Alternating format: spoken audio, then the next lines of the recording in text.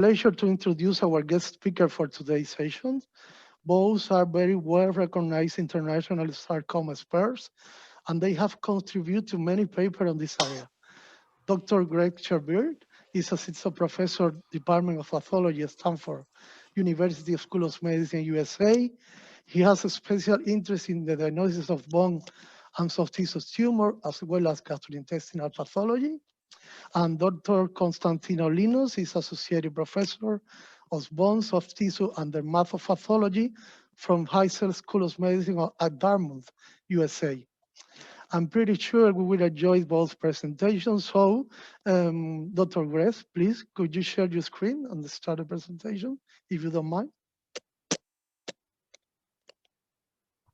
Yes, absolutely. And thank you, Dr. Machado, for that kind information, introduction. And let me begin sharing here.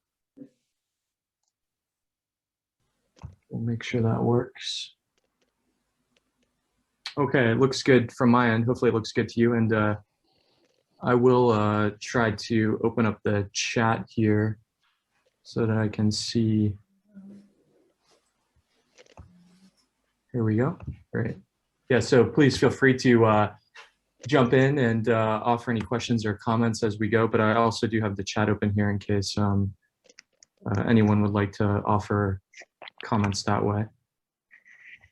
So again, it's a great honor to be invited to present to you in such a wonderful project that I understand IMPERAS is, and thanks again to Dr. Machado for this invitation. Hopefully this is the first of many interactions I have with the group there, and great to see so many folks on the call. It's really quite an honor, and also an honor to share the session with Dr. Linos, who I haven't met until today, but with an esteemed co-guest there. I have nothing to disclose, but I hope that you do enjoy this case, and this case is one that we did see at Stanford in the past couple months, and I'm presented to you without any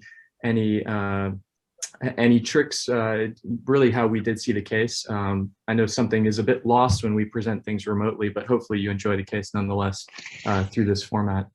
So this case was, interestingly, a newborn female that had a visible right leg abnormality at birth. In terms of the history, this is a term pregnancy that had no complications. The prenatal screening including anatomy scan was without abnormality, and there was no reported family history of malignancy in this patient. You can see here on physical exam, this patient had again a visible right leg swelling. It was described as vascularized. It was noted to be tender to touch, and there was a clear leg length discrepancy in this newborn baby. So jumping already to imaging studies, initially an ultrasound was performed that identified a mass, and then subsequently an MRI, which I'm showing to you here. I'm not a radiologist, but I'll describe to you a 7.3 centimeter mass that really seemed to fill the proximal right leg, the thigh of the right leg. You can see here it was ISO to hyperintense on T2. Y también tenemos a Rosa Barbella, ella es patóloga del Hospital General Universitario de Albacete y también es tutora de residentes en su centro. Yeah, so I hope that question was for me. Unfortunately, I don't speak Spanish, so appreciate if that question was for me. Yeah, apologies if I don't understand. Anyway, this is a ISO to hyperintense mass on T2, and then with the administration of contrast, this was diffusely contrast enhancing. I'll point out to you, in addition to the marked size of the mass that was really filling the thigh compartment, there was this peripheral rim of what appeared to be increased contrast enhancement, and the mass was actually centered on the femur. You can see here on the sagittal view and on the axial view, and it was actually felt by our radiologist colleagues that by imaging it appeared most likely to be originating from the femur and then obviously extending quite markedly into soft tissue. So a core biopsy was performed, and again, hopefully I've imaged this well. Part of the interesting aspect of this case is perhaps that it's not the most ideal biopsy. You can see some folds in the tissue, so I apologize for that, but this is kind of the real world demonstration of what we were seeing here. So a core biopsy, a single core in this young patient, but hopefully you'll be convinced that it was ultimately an effective diagnostic core. So you can see here variably pink and blue areas, so reflecting heterogeneity in the density of cells in this mass. At this low power, architecture is sort of ill-defined.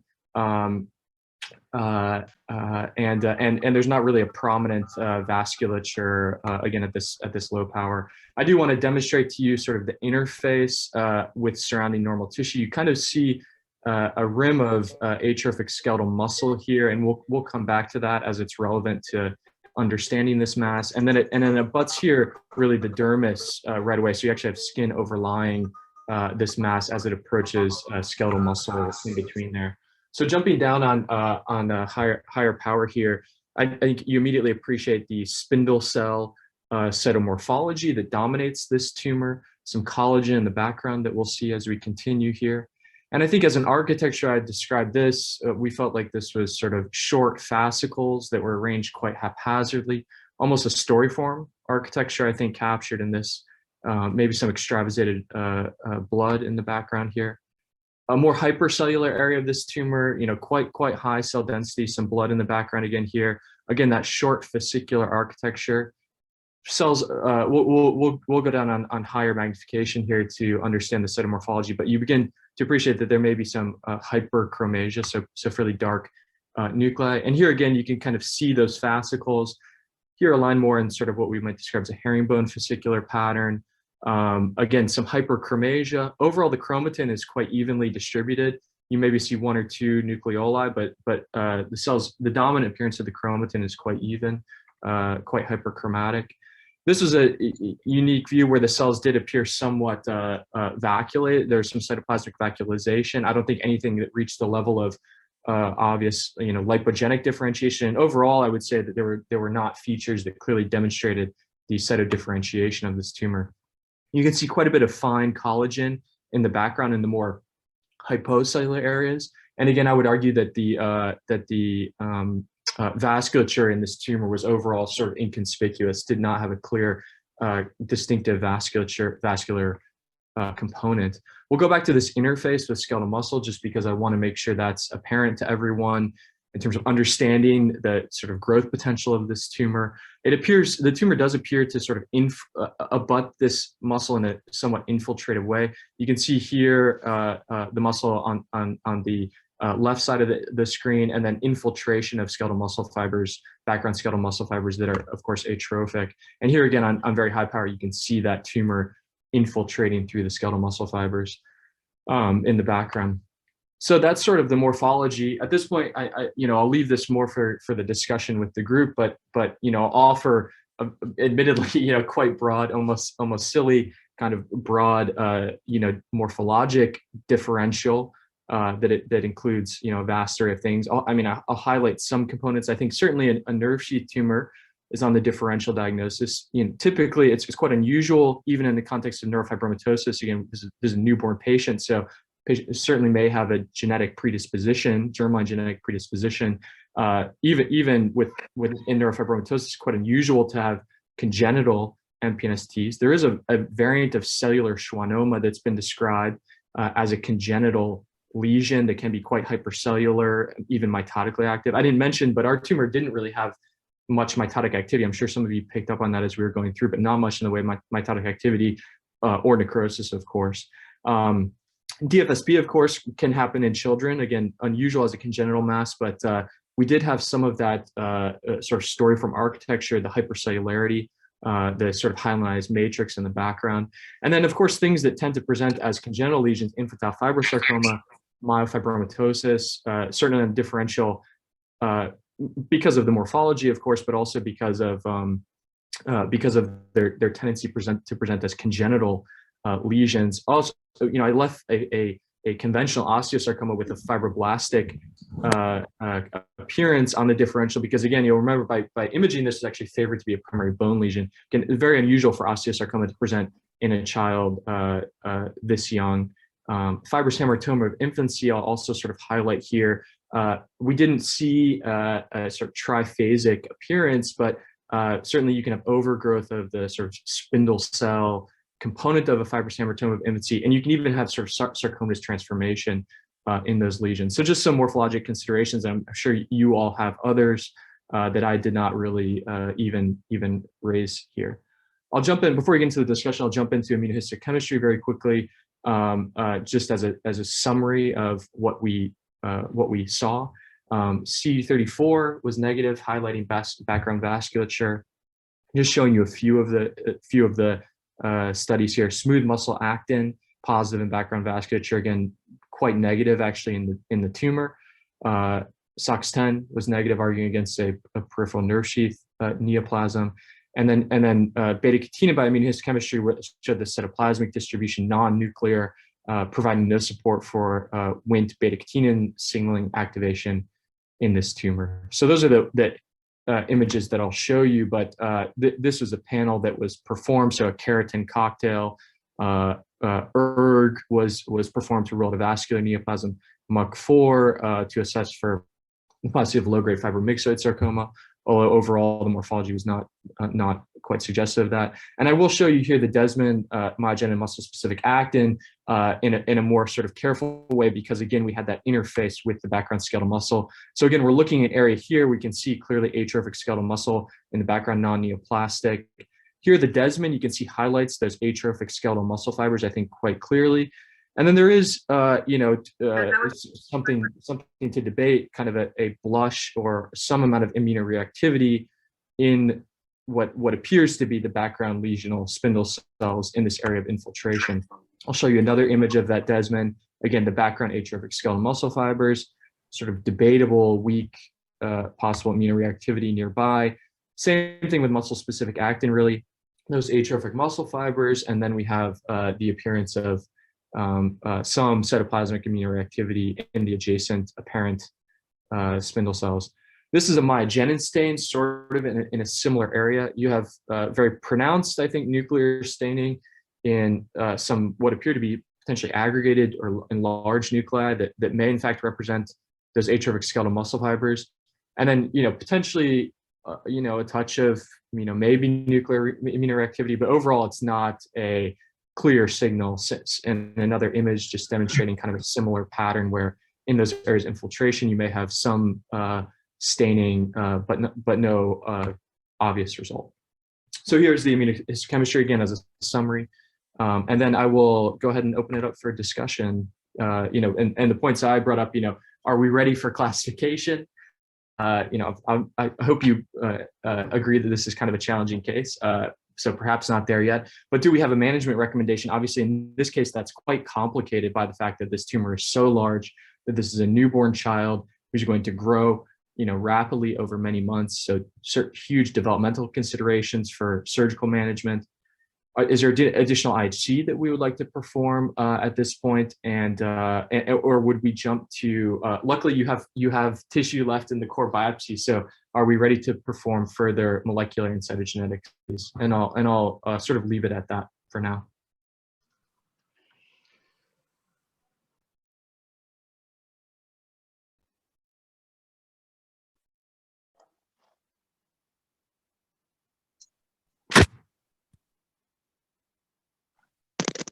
Okay, thank you, Dr. Greg, for your interesting case. And then we're going to continue with Dr. Linos, and then after the discussion.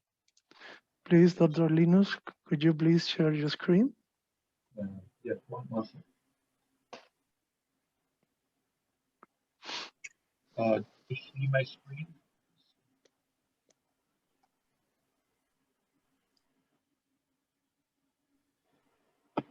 Do you see my screen? Yes, it looks good, Dr. Linos. All right, so I've done a little bit different, but I can stop if you want me before giving any stains or putting all my slides about the diagnosis. So this is a 50-year-old male who had an elbow mass, and it's a case that we had here in Dartmouth relatively recently. And I'm going to show you the core biopsy, and then I'm going to show you the excision, and then I'm not going to show you anything else then. And then I'll show you the stains and the PowerPoint that I have put together for that specific entity. So first of all, we've got a core biopsy who has some hypercellular areas and some hypocellular or possibly necrotics here from low power. Let's go a little bit high power to see what's going on. As you see here, this mass is very necrotic. And there are some hyperchromatic cells here that they look quite epithelioid with kind of eosinophilic cytoplasm. For the most part, in this core biopsy, is very necrotic. And let's keep going. Let's keep looking. There are some more hypercellular areas here. There are kind of solitary cells, but not significantly pleomorphism. But I would say quite hyperchromatic. I don't see a lot of mitotic figures here. There is some myxoid background in these areas here, and there are some kind of nucleomegaly again with a little bit of eosinophilic cytoplasm. And this here cells that look a little bit more dense. Again, we have kind of myxoid background and a lot of necrosis. Let me go to Dr. Linos, sorry, we cannot see the high amplification images. Do you see that here? No.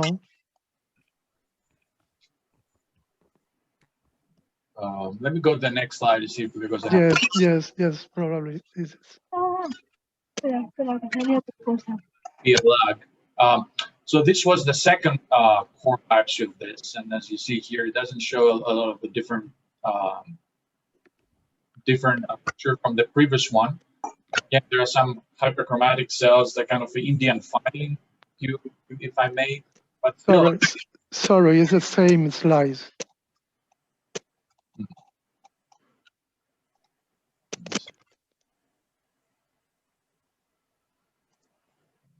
That's weird. We cannot see the high magnification. Do you see that now? Okay, that's great. So again, do you see that now, the high magnification? Yes. Yep. So again, a lot of hyperchromatic cells, a kind of nesting and a little bit of solitary cells. Let's go to the excision. Then we'll have the excision, and that's an elbow mass. You see kind of fibrotic tissue here, and you have some very kind of well-defined nests and kind of bigger areas. So let's go see what we have here. It looks very cohesive to me in some areas. I mean, if I get that in, out of context, I mean, you think about a full differentiated carcinoma. Again, from nucleoli.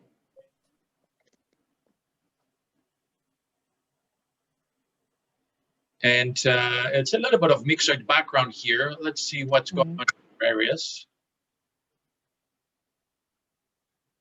Kind of infiltrate. I mean, this looks like breast cancer. Yeah. Don't forget that is in the elbow. And has kind of a lot of apoptotic bodies. It has this kind of vacuolization. That be an intracytoplasmic mucin. It looks quite blue.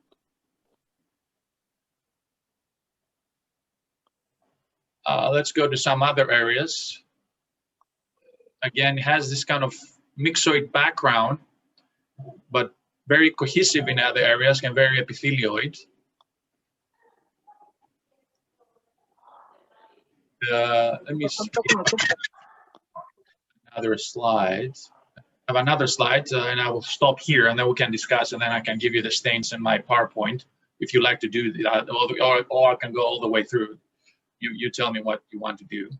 So again, the background of skeletal muscle here, this is kind of very cohesive areas with single and epithelioid cells with mitotic figures and obviously malignant.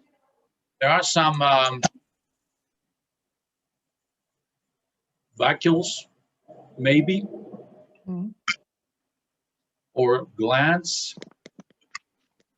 And I'll stop here, and we can discuss what will you do, or what are your thoughts, or I can go all the way.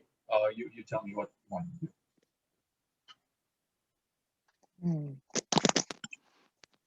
So is anyone may have to do some question on some? Yes, of course, Enrique. Hi, very nice case, Konstantinos. I think this is obviously a case with sort of epithelioid cells in a myxoid background. And of course, and there's also the vacuoles. I would like to figure out whether these vacuoles are, mucin, or maybe they are even vascular or endothelial. But my main idea would be, okay, this could be some myoepithelial lesion, maybe a myoepithelial carcinoma, or maybe I would like to figure out whether this is an extraskeletal myxoid chondrosarcoma, maybe. So I will basically go to some immunos to sort muscle tumors and muscle markers out, or muscle and epithelial markers out, and maybe some NR43 rearrangements to rule out extraskeletal myxoid chondrosarcoma. That's a very good thought. Any other thoughts? Yeah. I agree with Enrique's suggestion. I included also neuroendocrine markers, maybe ENSMIA1 for excluding extraskeletal chondrosarcoma. And maybe also we should exclude here epithelial synovial sarcoma, that this could be possibility because there is some cellular variant of epithelial synovial sarcoma that may show this epithelioid morphology. So at the beginning, maybe cytokeratin and neuroendocrine markers. And I don't know if anybody want to make a remark. Dr. Greg, do you want to say something or opinion? Yeah, that differential sounds great. I think also felt like some of those intracytoplasmic vacuoles did have a hint of a vascular lumina. I wasn't sure if there were red blood cells in some of them, and then I also thought extracellular myxoid chondrosarcoma, and we have used NSM1 here, and that in our hands seems to be quite a good immunohistochemical marker to use in that context. Well, Sylvia and Javier, please. Where was the tumor? So there is a question for Dr. Javier San Juan.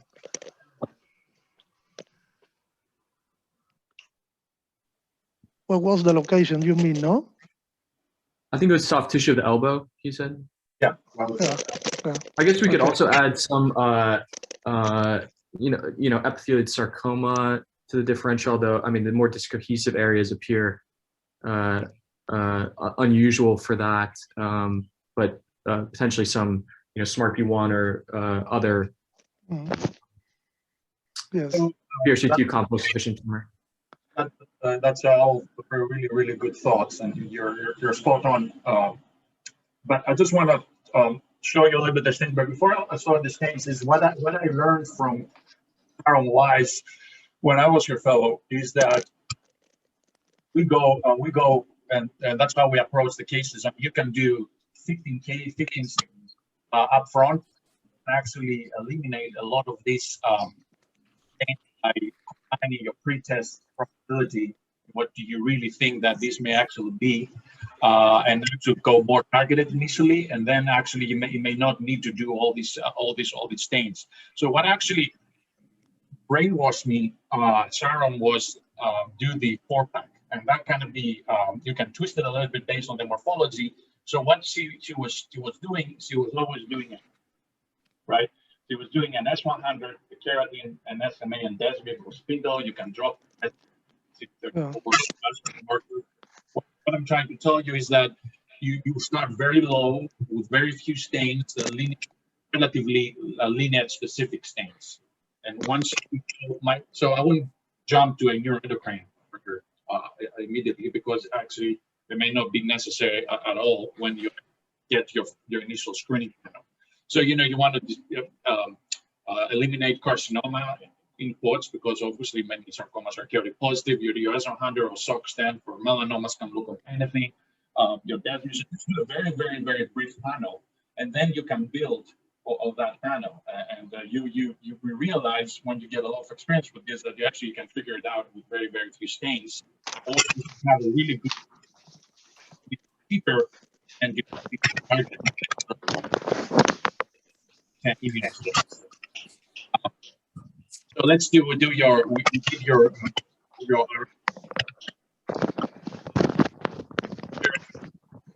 better. And this was the keratin. Obviously, it's negative. And again, if you didn't have any history, if you were not in a soft tissue course, if you were a general pathologist or you're a pathologist in some kind of different, I mean, your first thought would be it could be proper carcinoma if you didn't pay attention to the details, like Dr. Charville mentioned. So obviously keratin is negative, but the pitfall here, and that obviously was not the case here, is that this tumor is actually can be positive quite significantly with keratin, up to 25, up to 40%, and that can even very strongly and diffusely, and that actually can throw you under the bus and go to a different direction. So have to bear that in mind. This was SOC-STAN, and that was obviously negative with some background cytoplasmic. And this was the CD34. So stains background, stain on the background vessels doesn't stain the actual tumor cell. So one other pitfall here have to be aware when you're thinking about a vascular tumor, you really need to do 2 stains at least, because it's very common, or it can happen that you have a vascular tumor that can be negative for one and positive for the other one. So if you just do CD34, if you're screening with CD34, which is not very specific stain and stains a lot of different things, and you say, okay, stains the vessels, but it doesn't stain the tumor, you say, okay, it's not a vascular tumor, that would not be correct. So every time you think about a vascular tumor, you have to do 2 vascular markers. And the other thing is, every time you think you have keratin positivity, of course, most of the time it's going to be carcinomas in general as a statistical probability, but always have in your mind, could that be a vascular neoplasm? Because vascular neoplasms, and especially the more epithelioid they get, they can actually be multifocal, focal, or strongly and diffusely positive for keratin. So think about vascular tumors. Every time you have a keratin and you're not exactly sure if it's carcinoma, just have that at the back of your mind. This case, this was actually now ERG. It's very sensitive. We use it for endothelial differentiation mainly, but it's not specific, saying a lot of different things. One thing I want to mention, somebody mentioned sarcoma, depending on the clone that you use, the C-terminus, ERG can be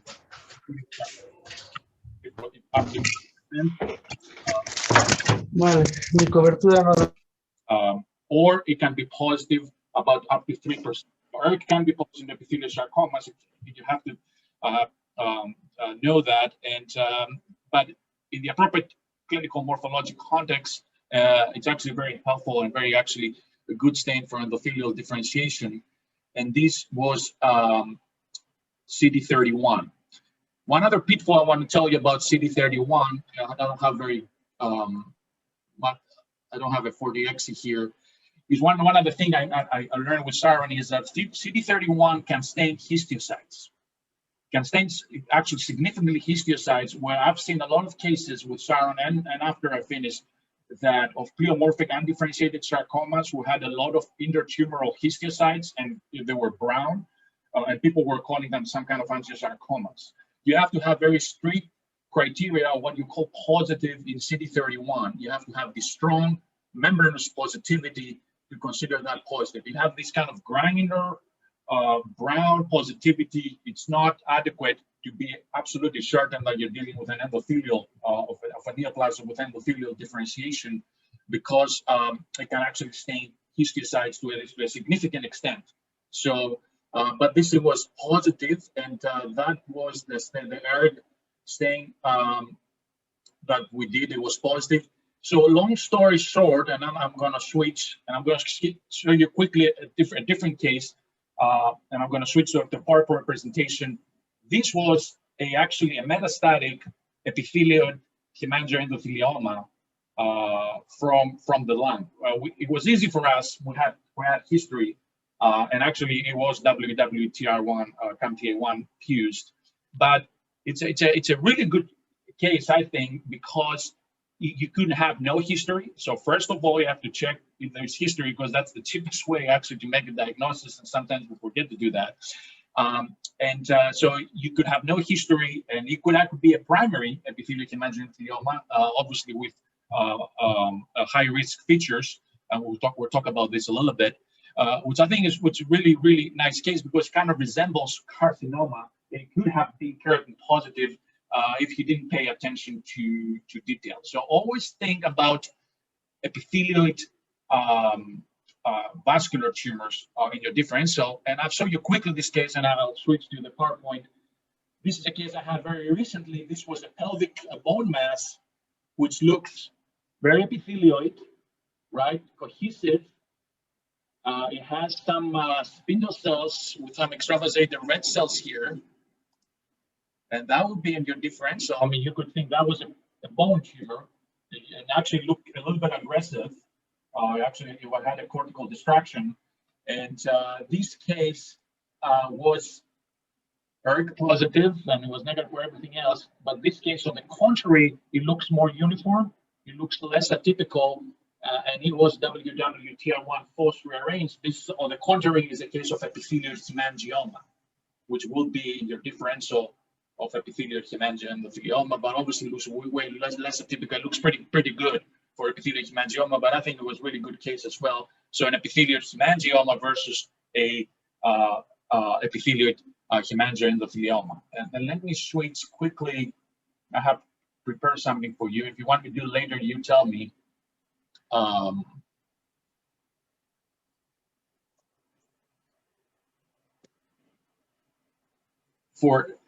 have no financial disclosures for epithelial hemangioendothelioma, right?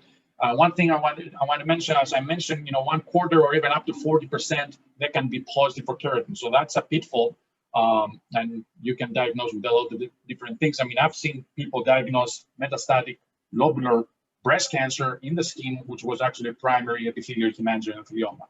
And obviously, not all of them will be positive. In our case, the CD34 was negative, so you need to do 2 vascular markers.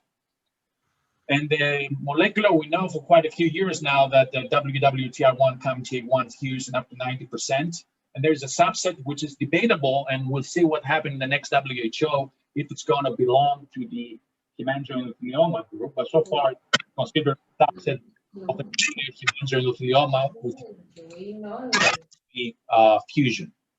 The good thing is, if you don't have an expensive molecular, it can take time. There's actually a very good marker that in the last few years, CAMTA1, which stains, it's very reliable, and I'll show you what the studies that we've done. It has increased nuclear positivity, and it is a surrogate marker for WWTR1 CAMTA1.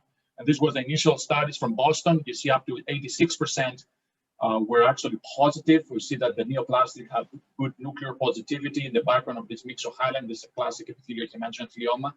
And even one case, I mean, the biggest differential here is when you have an epithelial hemangioendothelioma who has high-risk fixtures that looks more atypical, has necrosis, activity. Is this an epithelial angiosarcoma? And actually, the authors retrospectively, the one case that they signed out as an epithelial angiosarcoma, they actually believe that it was actually a misdiagnosed epithelial hemangioendothelioma with malignant, with high-risk features. You notice I don't use the term malignant epithelial hemangioendothelioma. This term is not recommended anymore because it's a low-grade, by definition, it's a low-grade malignant vascular tumor. However, if you have more atypia, necrosis, etc., we use the term higher risk. And this was the Japanese study. It worked pretty well. A lot of other entities in the differential were negative. So it's a stain that works pretty well, that in the appropriate morphological and immunochemical context, you can actually drop the molecular. Here was an epithelial hemangioendothelioma from the lung and from the liver. And TFE3, the other one, TFE3 is not specific, as you know, is a member of the microphthalmia family of transcription factors. And although it's natively ubiquitously expressed in humans, it's not actually detected by immunochemical method. You have to be very careful with TFE3 because it's a difficult antibody, and to be a truly surrogate marker for the underlying TFE3 fusion, you need to see diffuse, strong nuclear positivity. If you see a little bit here and there, it's not it's not very predictive of the underlying fusion. And of course, not specific, a lot of different things. The most recent, ossifying fibromyxoid tumor. So a lot of different things can be TFE3 fused. And the subset that I told you, the YAP1 TFE3, looks different, as vasoformative. You're never going to see a classic epithelial hemangioendothelioma that vasoformative. When because the classic epithelial hemangioendotheliomas are primitive endothelial differentiation. They have these intracytoplasmic vacuoles, but they're not going to see very good vasoformative, but you see that in the YAP1 TFE3. But that's, and here another example, I have this very eosinophilic cytoplasm, and of course TFE3 positive and CAMTA1 negative. But the story is not that simple. The story is never simple. There are actually genuine cases of epithelial hemangioendothelioma. There are not many. There was one good paper from Korea that actually had both TFE3 translocation with expression of protein and CAMTA1 rearrangement. So the story seems very rare, but the story is not black and white. The new thing is you have to be aware there are variants of epithelial hemangioendothelioma that they don't have the CAMTA1 as a partner. So if you do actually the stain, the CAMTA1 is going to be predictably negative. So it's not 100% sensitive. There are other partners recently described, and for some reason, for now, they show a propensity for cardiac involvement. That may stand the test of time or may not. But you have to be aware that if you just apply immunohistochemistry for these kind of cases, you're going to miss it. You have to do molecular. They are very rare. And the new thing, there's a new paper a few months ago from Christina Antonescu Memorial Sloan Kettering that to do what is the prognostic stratification, and the solitary soft tissue epithelial hemangioendothelioma, they're actually doing pretty well. But people who had pleural involvement, lung epithelial hemangioendothelioma, or the ones that have metastasis, obviously they behave more aggressively. And seems like, although the initial paper of the YAP1 TFE3 suggested that it may actually be an aggressive, it actually seems like the opposite, that the YAP1 TFE3 may actually be less aggressive from the data that we have so far. So may actually may be separated from the classic epithelial hemangioendothelioma, but in any way seems to be behaving in a more indolent fashion. The cutaneous ones are actually very, very indolent. And then, the new paper last month in the American Journal of Search Path, people looked about risk stratification, and they did a new proposal for risk stratification. And they found that actually tumors that they are more than 3 centimeters and they have more than 1 mitosis per 10, and they show high-grade nuclear features, they behave actually more aggressively.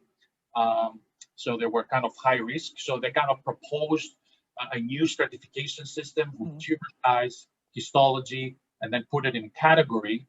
And what they discovered, that's pretty interesting, that actually they had a small subset of cases. They all were high risk. They all look kind of malignant. They have, nuclear atypia, etc., and behave aggressively, and they were synaptophysin positive. So it may be that a subset of epithelial hemangioendothelioma which are synaptophysin positive and show high risk features may actually behave quite aggressively. And this is interesting because the same thing has been seen in composite hemangioendothelioma, that ones with synaptophysin positive, they can be more aggressive. This is my email if you want to contact me, and I only tweet for work. And the last thing I'm going to mention is we have an international health fund here in Dartmouth that we actually do consultations from abroad for free. Our interpretation, ancillary studies, molecular studies, whatever needs to be done, we issue a report and then we send you the slides back. That's a free service. We don't charge for abroad, and we're happy to see if you have any interesting cases, or if you want a second opinion, or if you want further collaborating in research. And I'll stop here. Thank you very much.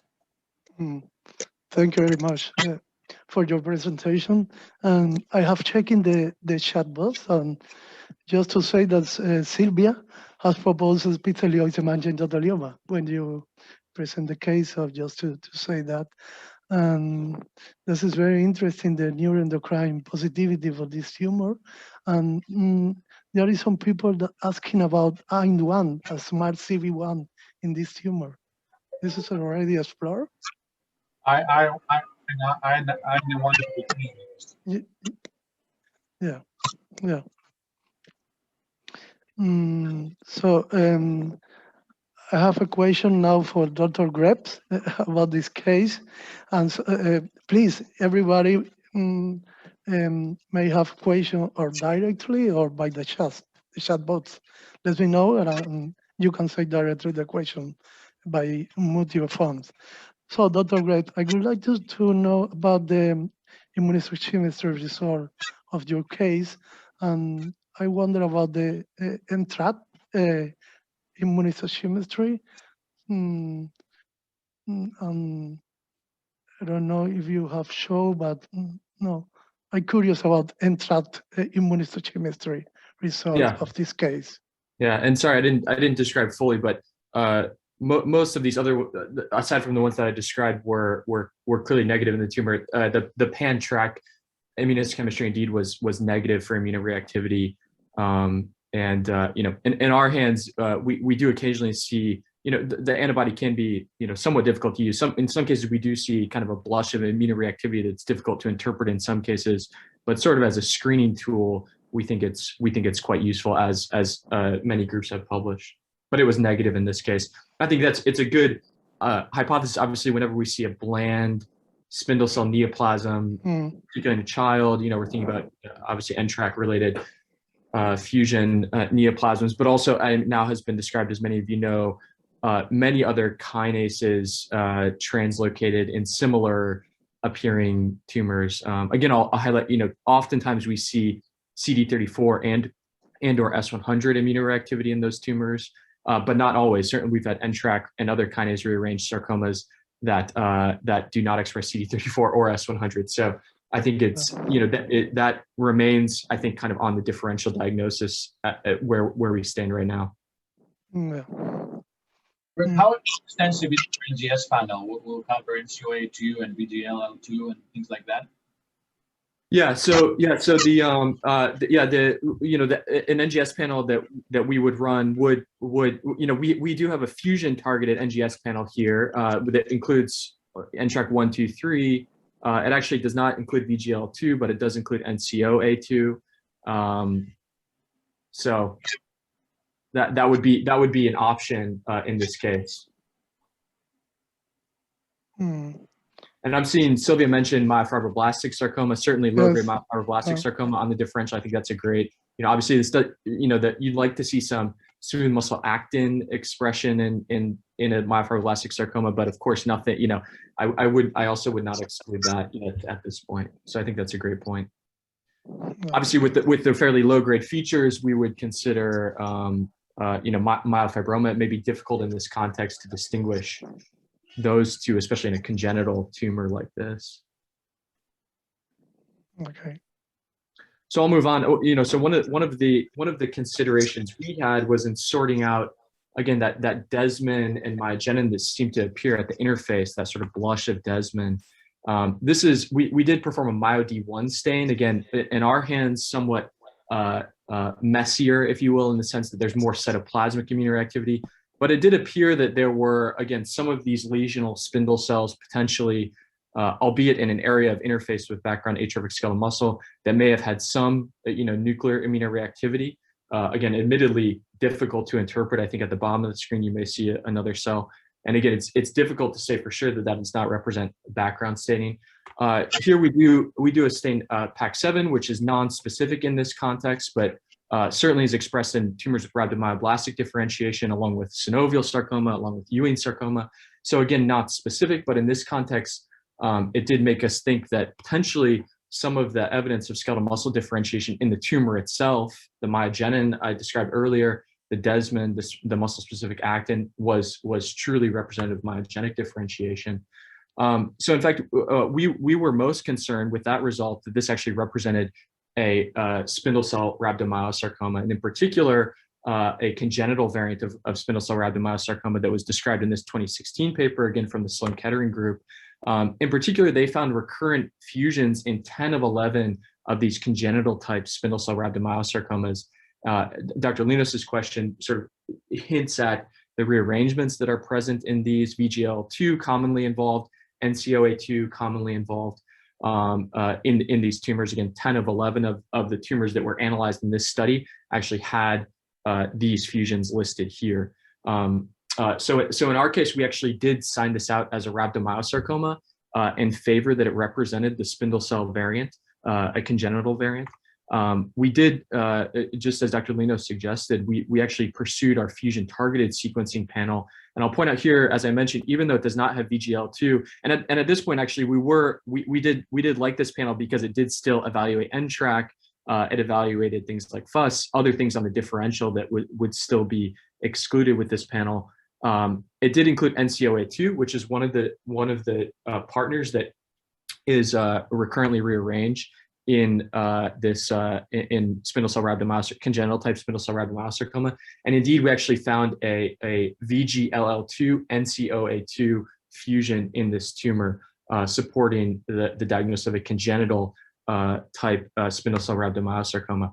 I'll point out from this 2016 paper, it was quite interesting. All of the patients with this congenital type tumor were treated with adjuvant chemotherapy, and actually all of them did quite well. They were alive and well, some with quite long-term follow-up, many years of follow-up, and none of them demonstrated metastatic disease. That's in contrast to older children and adults, and some of you may have experience with this tumor, I think, that more often exhibit this MyoD1 mutant variant of spindle cell rhabdomyosarcoma, often exhibit diffuse MyoD1 immunoreactivity by IHC, and those typically have aggressive clinical behavior. So we pursued the molecular in this case in part because there is an important sort of clinical behavior distinction in these molecular subsets of spindle cell rhabdomyosarcoma that, of course, the WHO classification now recognizes. And I thought this case was interesting in part because there's a very recent paper here from a large group, collaborative group, that described 4 cases of these infantile congenital type rhabdomyosarcomas with these exact same rearrangements involving VGL2 that actually behaved aggressively. So in contrast to what we thought about these tumors, in fact, I signed out the case that we're discussing now with a comment that said that typically these tumors behave, quite favorably. But this paper kind of turned that concept on its head. And I want to highlight what they found. Actually, 3 of the tumors, much like our case, exhibited bland morphology and actually were initially diagnosed as fibromatosis or infantile fibrosarcoma. So 2 of the cases diagnosed as fibromatosis, 1 is infantile fibrosarcoma. And actually the 4th case was high grade appearing at presentation. So I think it highlights the challenge in making this diagnosis and the pitfall in classifying it as something low grade or even benign. The low grade tumors I want to highlight, just like our case, only demonstrate only very focal positivity for desmin myogenin or MyoD1. So when encountering a spindle cell neoplasm with bland morphology and rhabdomyosarcoma, spindle cell rhabdomyosarcoma is on the differential, it's certainly very important to analyze very carefully these skeletal muscle markers by immunochemistry, desmin myogenin, MyoD1. We tell the trainees here at Stanford that once you order these studies, you have to really look at them quite carefully to look for that nuclear immunoreactivity. And this paper suggests that the aggressive behavior sort of coincides with morphologic evolution to high-grade sarcoma.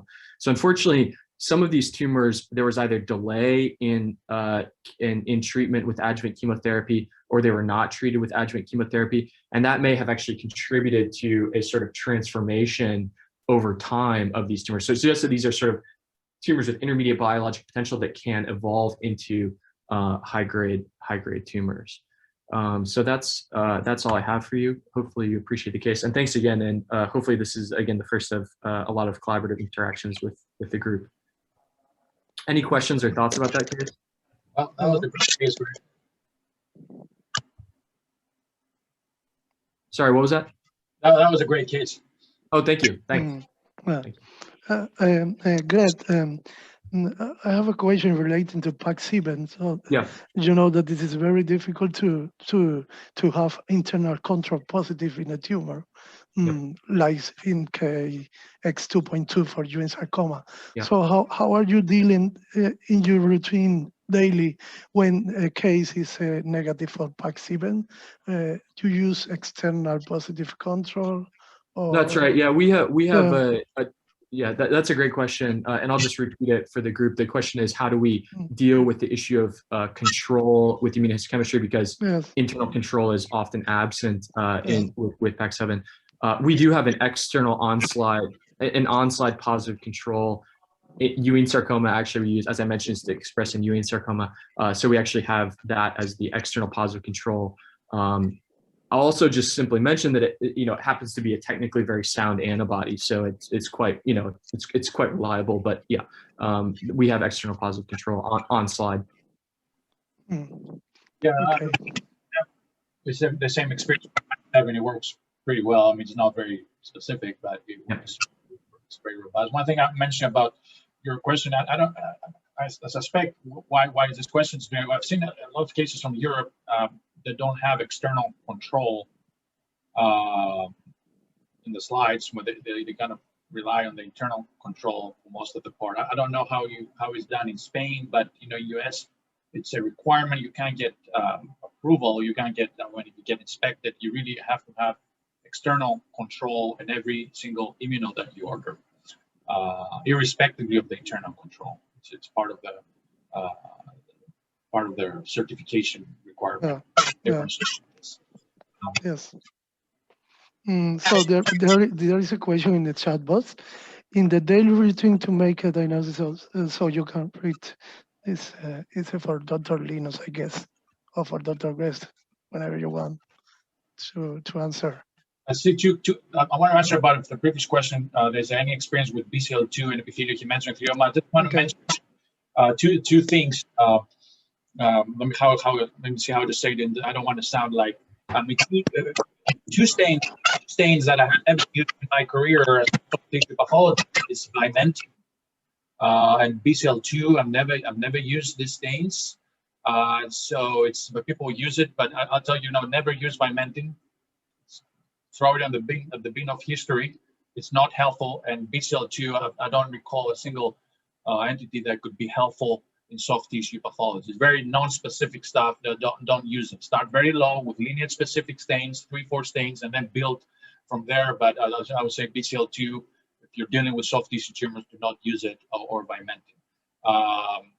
In terms of epithelial angiosarcoma and epithelial hemangioglioma, I don't think this would be clear. I mean, I love molecular, but I don't use them because I'm curious, or we use it for research setting if we want to discover new partners, etc. But in everyday practice, we use it when we think it's going to be actually helpful. So in many times, epithelial hemangioglioma versus epithelial angiosarcoma, you can easily do that distinction. The problem is, as I told you, epithelial hemangioglioma, when it has high-risk features with epithelial angiosarcoma, although even in these cases, epithelial angiosarcoma actually looks more atypical, but there are cases that can be very difficult.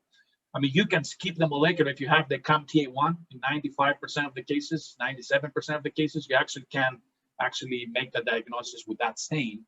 But if you want to do molecular, then you have to do an NGS that will cover your fusions, your CAMTA1 or the WWTR1 fusion to catch it. So you have to do NGS. Epithelial angiosarcomas, they're not translocation associated sarcomas. They have more complicated genome, where the translocation associated sarcomas, they have more quieter genome because the fusion is enough to give all the hallmarks of cancer and develop the tumor. So I have another question for both. So it is pretty obvious that molecular biology analysis recently will improve the skill for pathology, maybe to analyze the morphology. But what do you think about this promiscuity of gene fusion in soft tissue sarcoma? Does this could be danger or may cause some skepticism or problem about the gold standard of molecular biology for the diagnosis of soft tissue sarcoma? Yeah, I think it's a great point. I think, perhaps it would not be too hard for this group to find agreement on the fact that, we have to review that molecular biology in the context of all the other findings, right? I think Dr. Linos' case and examples sort of drive that point home, because now we know that these fusions are present in various forms. In we have, for instance, EHEs, epithelial hemangioendotheliomas, that have both WTR1 and TFE3, rearrangements. So as an example of the complexity. So I think I think, yeah, I would certainly sign on to, and I imagine most soft tissue pathologists would sign on to the notion that you have to view it all in context and probably don't make a diagnosis based on the molecular alone, despite the huge utility of those types of studies. Okay, thank you. Yeah. Oh, I agree with that. I mean, everything starts for morphology, and then everything has its ancillary studies. So everything starts morphology, and you go all the way back to morphology. So it can be helpful, but you have to interpret it in context of the morphological context and the clinical context. But what I think is going to happen, and I see that sometimes in my practice, I do that. I mean, in some cases, when I feel very strongly for morphology, what it is, I'm not gonna bother, because the NGS becomes so cheap every month by month. If I see something that says it's got to be synovial sarcoma, I mean, you could say, okay, you can do a couple of things and sign it out. That's fine. But let's say if I want to confirm it, and I'm really, my pre-test probability is so high, I may actually jump directly to molecular and see what I expect, and then just drop the immunos. And that, I suspect that actually may happen. You may actually do a lot less immunos and go directly to molecular, which actually is going to be very soon as expensive as one immuno. But that's going to happen pretty fast. But then you have to put everything in context, right? Because then the molecular data will be like an immuno. You know, it's not going to be super specific. There are going to be different entities with the same fusion. But if you actually put it together with the morphology, it actually can be very helpful. Okay, thank you. And following with this question, what are your opinion about the next generation immunochemistry?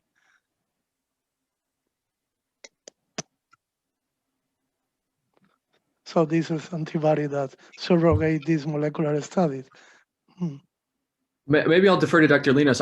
I'm a bit biased in having a sort of a vested interest in that area of research. You know, I mean, I think it's yeah. I mean, I think, you know, beginning with obviously Dr. Galva's on the call, well known for his work on Ewing sarcoma. I mean, beginning, you know, with Ewing sarcoma, and even before that, you know, desmoplastic small round cell tumor. I think it's you know, proven its utility, again, in the appropriate context, to serve as a surrogate that can make these diagnoses more efficient, whether that's reducing the time, reducing the cost, depending on the resources available to us at a given institution, if NGS is not available. But I think, you know, it certainly has its utility in particularly detecting recurrent fusion oncoproteins that are overexpressed in tumors, W2TR1 CAMP1 being a perfect example of its utility, where I think we could use that in lieu of a molecular study in many cases of epithelial hemangioendothelioma. Okay. Yeah, that's a great question. I mean, the immuno changes, and it's not now. You know, you have the CAMP1 is the marker for the partner, but then you have the new immunos, let's say for synovial sarcoma, that actually for the fusion protein, and that's actually great. They work pretty well. And actually, you can skip molecular if you actually have this antibody. There are not that many so far. Yeah. But I still think that it is a step that is actually, we're somewhere in the middle. I mean, very soon, molecular will be so fast and so cheap that I'm not sure if we're going to practice the same way we're practicing, let's say in 2035 or 2000. I'm not convinced. It's becoming, they go so fast that I think it's going to be, you know, they have 2 weeks turnaround time. It's not going to be true for much longer. Okay. So if anyone have any question, please. Nobody? Okay, thank you very much for your both presentation. We really enjoyed both presentations, and that was very nice.